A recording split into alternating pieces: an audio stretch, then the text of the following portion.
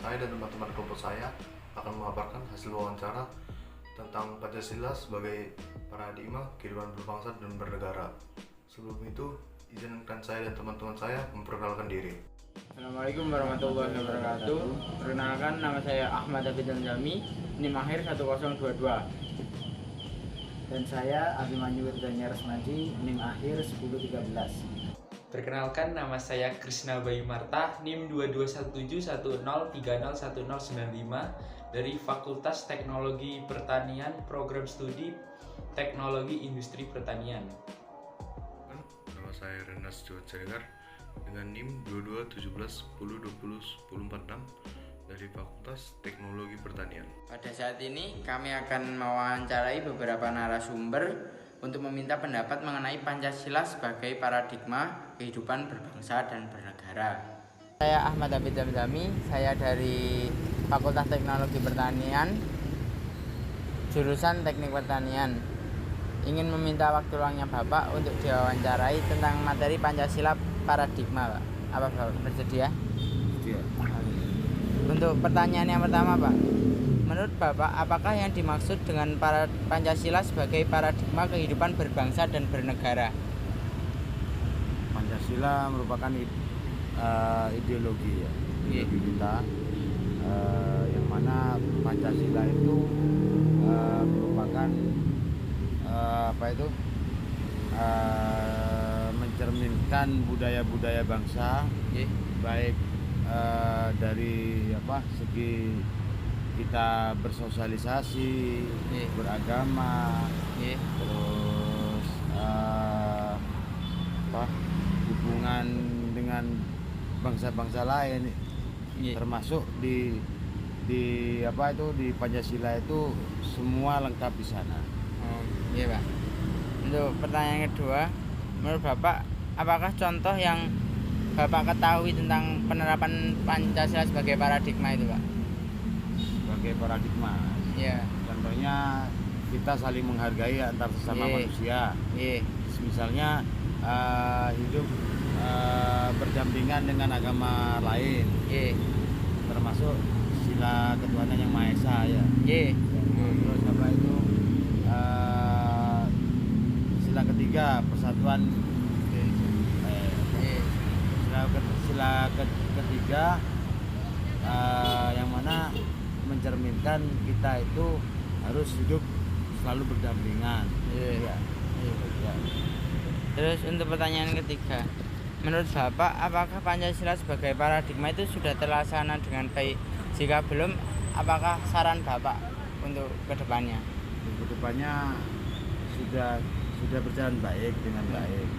Tinggal kita penerapan di lingkungan sekitar kita, baik di rumah maupun di instansi atau di lembaga-lembaga yang kita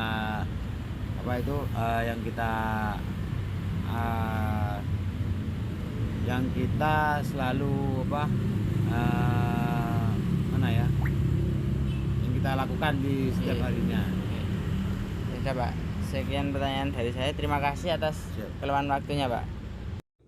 Baik, pada kesempatan kali ini saya akan mewawancarai saya Yosafat Dalimunte, Prodi Pendidikan Geografi. selaku mahasiswa dan masyarakat umum di sekitar Universitas Jember. Soal yang akan saya pertanyakan berupa, menurut Yosafat, apakah yang dimaksud dengan Pancasila sebagai paradigma kehidupan berbangsa dan bernegara? Menurut saya sendiri ya, paradigma itu adalah pola pikir atau pemahaman kita terhadap Pancasila, bagaimana cara kita menerapkannya di kehidupan kita sehari-hari. Baik, menurut Anda, apakah contoh dari Pancasila sebagai paradigma berkehidupan berbangsa dan bernegara? Salah satu contohnya menurut saya itu adalah demokrasi, di mana kita mengungkapkan suatu pendapat itu diterima. Juga yang terakhir, menurut Anda, apakah pelaksanaan Pancasila sebagai paradigma kehidupan berbangsa dan bernegara di Indonesia sudah terlaksanakan dengan lancar? Jika tidak, apakah saran dari Anda? Ulang dong sekali lagi pertanyaannya. Menurut Anda, apakah Pancasila sebagai paradigma kehidupan berbangsa dan bernegara telah terlaksana dengan baik? Jika tidak, apakah saran Anda untuk melancarkan Pancasila sebagai kehidupan berbangsa dan bernegara? Menurut saya sendiri ya, paradigma di Indonesia itu masih kurang ya.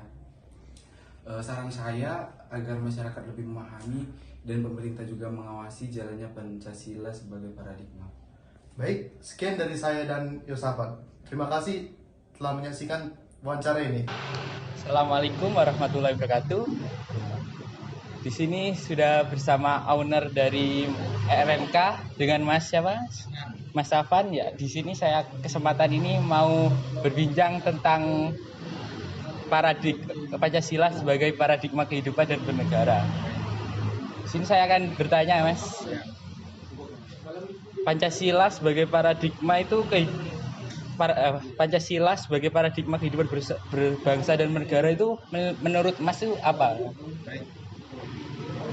Pertanyaannya ya, Pancasila sebagai paradigma kehidupan berbangsa dan bernegara. Jadi yang saya tangkap di sini adalah bagaimana Pancasila ini hadir dalam kita, dalam diri kita ketika berkehidupan berbangsa dan bernegara. Jadi kalau kita gali lagi kan Pancasila ini adalah ideologi negara yang mana di dalam Pancasila sendiri itu mengandung norma-norma yang menurut saya cukup kompleks. Ada ketuhanan, persatuan, kemanusiaan, permusyawaratan dan keadilan seperti itu. Jadi sehingga Pancasila ini adalah benar-benar menjadi dasar bagaimana untuk kita melangsungkan kehidupan berbangsa dan bernegara. Jadi di bangsa kita sendiri, di Indonesia sendiri, dalam menjalankan kehidupan berbangsa dan bernegara, yaitu berbangsa dan bernegaranya artinya ya menjalankan kehidupan ekonomi, menjalankan kehidupan kepemerintahan, politik, budaya, dan lain sebagainya. Itu ya semua kita mengacu pada Pancasila. Sehingga dengan adanya Pancasila, semua itu ada rambu-rambunya. Artinya ketika kita membicarakan tentang budaya nih atau berbudaya nih, ya ada batasan-batasan yang harus kita ikuti gitu. Ya dari Pancasila itu sendiri. Jadi menurut saya di sini Pancasila menjadi suatu kontrol yang sangat vital ya. Artinya tanpa adanya Pancasila sebagai pandangan hidup kita, ya kita akan seakan-akan menjadi suatu pergaulan bebas. Artinya nggak ada rambu-rambu yang membatasi. Mau kita melaksanakan pemerintahan yang tanpa ada dasar, melaksanakan ekonomi yang tanpa ada aturan, kalau nggak ada Pancasila ya gimana? Seperti itu. Terima kasih Mas jawabannya. Cukup memuaskan. Saya kan mau bertanya lagi Mas. Untuk ini Pancasila sebagai paradigma kehidupan berbangsa dan bernegara sudah terlaksana atau belum di Indonesia ini? Apakah menurut Mas ini sudah terlaksanakan atau belum? Menurut saya untuk implementasinya Pancasila hadir dalam sendi-sendi kehidupan di masyarakat Indonesia, menurut saya udah cukup berperan baik ya. Artinya di sini masyarakat dalam menjalankan segala aktivitasnya itu juga berpedoman pada Pancasila. Cuman kita tidak memungkiri bahwasanya musuh terbesar dari eksistensi adanya Pancasila ini adalah arus globalisasi. Jadi kan kalau kita berbicara globalisasi itu kan pasti berkiblat pada negara-negara besar, yang mana impact positif dari globalisasi ini kan adalah kemajuan teknologi. Nah, cuman impact negatifnya adalah budaya-budaya luar yang masuk ke kita, sehingga mulai adanya pergaulan bebas, terus kemudian aliran-aliran atau nilai-nilai kebebasan itu yang menjadi musuh dari Pancasila sendiri. Kayak misalkan beda ya masyarakat Indonesia zaman dulu dan sekarang. Kalau dulu itu mungkin sebelum adanya globalisasi, orang-orang atau anak-anak di Indonesia itu etikanya, attitude-nya itu lebih ada. Kalau sekarang kan kita lihat budaya kita tuh lebih kebarat-baratan gitu.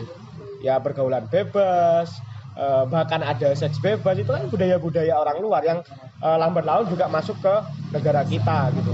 Itu yang menurut saya mulai menjadi tantangan atau menjadi degradasi moral bagi masyarakat Indonesia terkait dengan bagaimana sih penegakannya Pancasila sebagai paradigma hidup gitu loh. Nah, untuk saran saya sendiri atau menanggapi hal ini, menurut saya penting untuk Pancasila ini benar-benar ditegakkan sekali lagi. Apalagi untuk pemuda-pemuda yang ada di Indonesia, ini perlu untuk pengajaran-pengajaran tentang nilai-nilai Pancasila ini harus dipahami betul oleh pemuda Indonesia. Dengan cara apa ya? Ya dengan salah satunya dengan cara ini, ada pengajaran-pengajaran Pancasila di kelas-kelas, baik itu di kampus, di sekolah. Di sekolah ada namanya pelajaran PKN yang itu mengajarkan tentang Pancasila. Di kampus juga ada mata kuliah umum tentang Pancasila. Nah, ini yang perlu untuk dioptimalkan sehingga nilai-nilai Pancasila itu tadi tidak hilang dari ajaran-ajaran yang dipelajari oleh pemuda-pemuda di Indonesia. Sehingga Pancasila sebagai paradigma kehidupan berbangsa dan bernegara itu tetap terlaksana secara baik seperti itu. Mas, makasih ya Mas jawabannya. Ya. Jawabannya yang cukup memuaskan dan dapat menjawab pertanyaannya. Sebelumnya terima kasih sudah mengganggu waktunya Mas. Ya. Ya segitu aja Mas. Makasih ya Mas. Mungkin sekian hasil wawancara yang dapat kami paparkan. Kurang lebihnya mohon dimaafkan. Wassalamualaikum warahmatullahi wabarakatuh.